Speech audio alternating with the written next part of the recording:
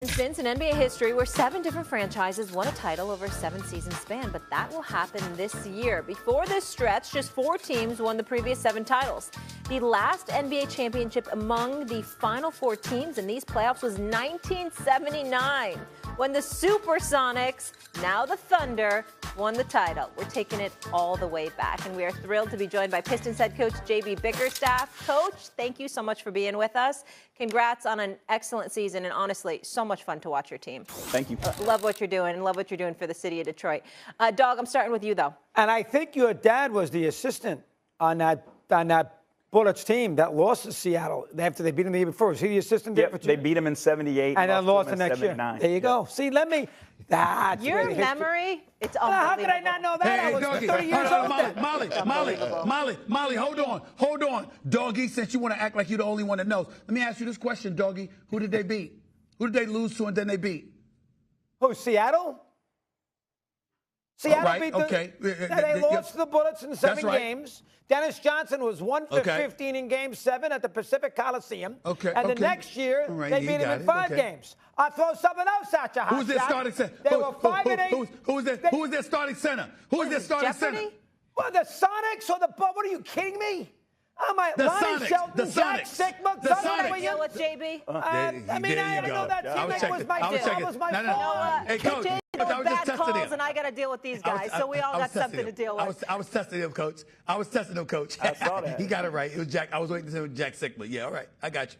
Okay, are you focused now, or are you still on the hot seat? You ready to go? Let JB talk. I want to hear what he has to say. He's the coach of the year here. Go ahead. Okay, obviously you got to get us started. On? Okay.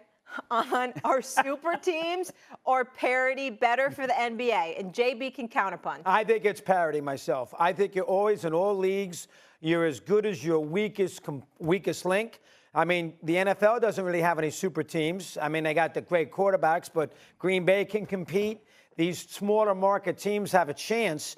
The baseball's got that problem. We all know that. It's the Dodgers and it's the Yankees and teams like the Pirates and, those kind of teams can't, which is a problem. And I think the NBA, it's not about finances with the NBA. It's about where the great player wants to play. But I think the fact that we have OKC in here, we have Indiana in here, we have a big market team in the Knicks, and then, of course, we saw Minneapolis is not really a small market, but it's not a great basketball traditional place necessarily. I think it's much better for the league, JB. I much prefer a lot of good teams than one great team and nobody else. I prefer the good teams, a lot of them. I'm shocked. I've listened to you a lot on this show, but I agree with you. Do you really? Oh, my God. I agree with I'll you. leave now.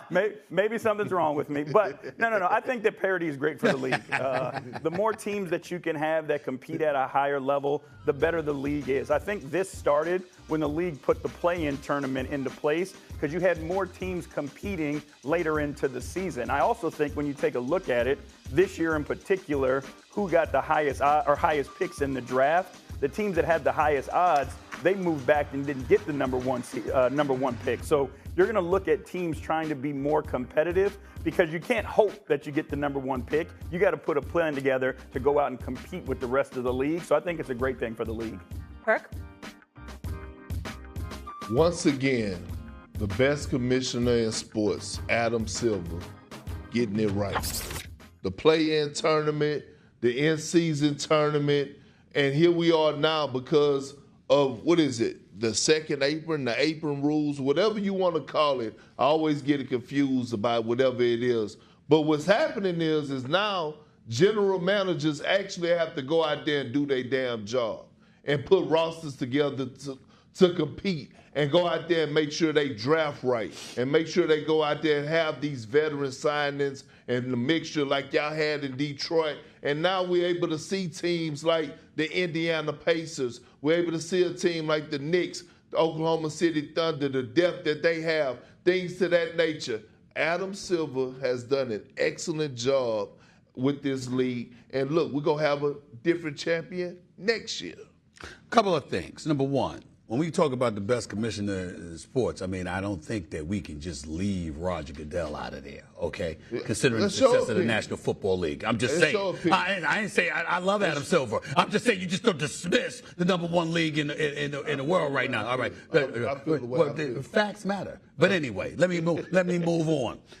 Secondly, I cannot have JB on the show without mentioning Pops. We always got to give love to the great Bernie Bickerstaff. Oh, absolutely. We have to do that. You understand what I'm saying? So we always have to do that. That's number 2. Number 3. Hey, guys, going to tweak your answers just a little bit there. I understand the importance of parity. I don't disagree. But there is something to be said about somebody that's the standard that everybody is gunning for. That does give a little extra oomph to it. For example, let's take 3-point shooting into consideration. We all know there's Steph Curry and everybody else. Steph Curry is just otherworldly, right? But we see, Coach, you know this better than any of us. We see a whole bunch of people shoot threes, they ain't got no business shooting no damn threes, okay? I bring that up to say, just because something resembling equality seems to be good on its face doesn't always come to fruition. If you have a bunch of mediocre teams and it's the Wild Wild West or the Wild East and then everybody's got a shot at the championship, you might have parity, but that might not be the greatest thing in the world. You want somebody that's standing above the crowd. You just don't want a large discrepancy to exist where you're here and everybody else is down here. But if you're elite and you're the standard and there's people that are good enough to chirp at you and nip and tuck at you, scratching and clawing to get you to knock you off your pedestal, and they have the capability to do that, I think that's great for sports as well. So, I mean, when we say parity, I just think that we need to highlight parity if everybody is good. Not parity if it's mediocrity all over the place. That's the caveat that I wanted to throw in there. The thing I love about sports, Coach? and these winter sports, are Game 7s. And when you have a great team, you don't very rarely have Game 7s. They're too good. You can't beat them. You can't beat them. Jordan never played a game. Played 1 Game 7 against the Knicks, or 2. 1 against Indiana. But the bottom line is it's hard to beat these great teams in 4 games. And if you have a lot of equal teams, JB, you got a lot more Game 7s. It's fun that way. Yeah, I know it's exciting, but I think the league is in a great place. You know, people are talking about who's the next face of the NBA. When you look through it, you know, there's guys on big market teams, small market teams, mid-market teams that are really high-level, excellent players. I got to shout out my guy, obviously, Cade Cunningham. Yeah. Like, to me, he's one of those guys in that group of young players that are ready to take the torch to the next level. So I don't think you have as much isolated talent as you had in the past. I do think the talent is spread out through the league, and that's why the league is so deep. Yeah, Cade is absolutely a superstar. Big Perk, you didn't like the 2008 Boston team, though? I like that. I really like that super team, but I mean, if you're more... Instance in NBA history where 7 different franchises won a title over a 7-season span, but that will happen this year. Before this stretch, just 4 teams won the previous 7 titles.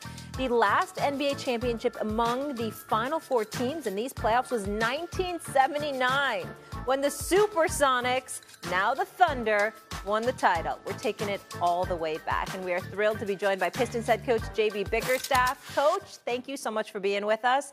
Congrats on an excellent season, and honestly, so much fun to watch your team. Thank you. Love what you're doing, and love what you're doing for the city of Detroit.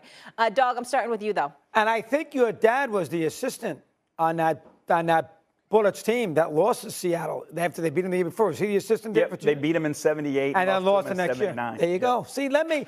That's your memory, it's unbelievable. How could I not know that? Hey, I was Doggy, 30 years old. Molly, hold on. Doggy, since you